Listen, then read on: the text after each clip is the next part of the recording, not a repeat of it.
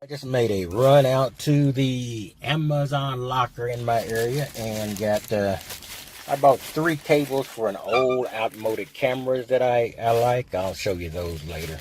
They're ancient cameras, and I don't know, they're probably not worth the money, but I do like them, so I just bought some more cables for them. And they got these stupid almost proprietary cables, not quite but almost.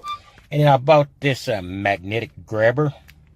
I'm working on the car, as you've probably heard ad nauseum, and I need to. This is probably totally unnecessary, but all I can see myself is getting a bolt or dropping a screw in an unusual place and not being able to reach it, and then me having to drive way out of the way while I'm working to go get something to grab it, or curse myself for not having it and leaving it off for a while. So this is just a sanity protector to make sure, since I bought it, that I have it. All right, I'll be heading back.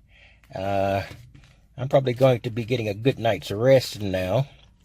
I might run across a couple of other things I might discuss, but basically this is it for me right now. All right, I'm sort of doing this in steps. I removed the fan cowl. You can see the fan is revealed, so it's dangerous now, but the majority of old cars never had a fan cowl, so I'm not too worried about it. I did have to strap up a hose over here to make sure that it doesn't fall into the fan, but I do see now the water pump. So let me reach down here and see, and the weep hole. So I think that's the source of our problem. I did get another set of wrenches called an easy access set, which basically means I can get to things that you don't screw in. It just has screws that you plant the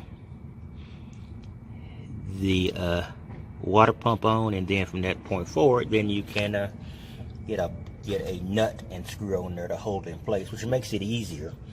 But so that's where I am now. This is the Saturday. I'm not going to really do this until tomorrow. Right now, I took pictures to make sure I knew what the belt routing was, because I had a lot of trouble finding the routing of this particular model of van online.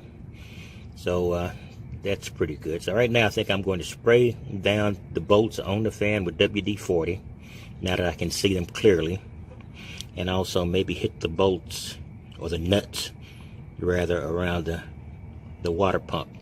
So, and in the meantime, a hose clamp fell, and I just picked it up. Now I got to figure out what the heck I did with it, because I got to put the top radiator hose back on. Oh, here it is.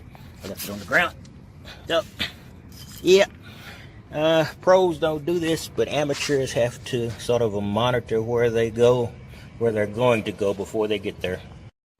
Well, it's amazing, since I removed that fan cowl, and you mechanics, don't worry, I know it had nothing to do with it. I have seen very little leakage underneath, but there still is a tiny bit. So I'm still going to change the water pump, but it's just my life. Leaks like a sieve when I'm not fixing it, and then when I begin to work on it, it suddenly disappears, and all I've got underneath here is about 2 or 3 drops. But 2 or 3 drops is 2 or 3 drops too many, so I'll work on it.